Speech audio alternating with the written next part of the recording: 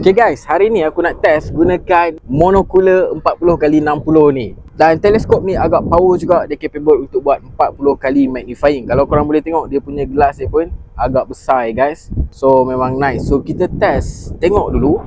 So actually apabila kita tengok ni, sebenarnya dia agak jelas dia punya kualiti gambar dia. Kalau korang tengok dekat sini, memang sebiji macam mata korang nampak. Dan dia memang sharp dan dia agak jauh.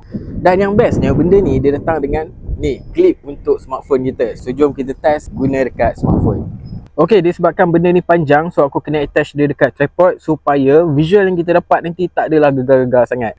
Okay, korang boleh tengok dekat sini. Ini adalah hasil dia, tapi tak berapa nampak sebab dia terlampau cerah.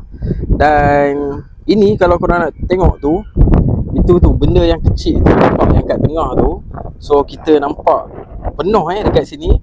Tapi dekat sini kita terpaksa zoom sikit kita punya smartphone. Dan korang boleh tengok ni itu pun ada dekat tengah tu.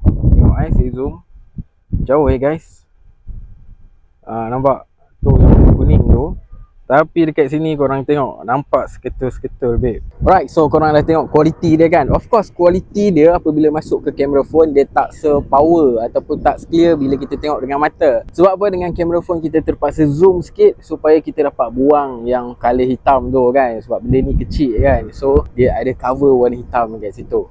Tapi kalau tengok dengan mata memang best gila, jauh, sharp dan juga dia nampak sebiji macam mana mata kita tengok. Dan kalau kita pakai dekat phone pun, at least kita dah boleh dah nak identify benda-benda yang ada kat jauh. Memang nice gila babe benda ni. So guys, jangan lupa check out dekat beg kuning di bawah.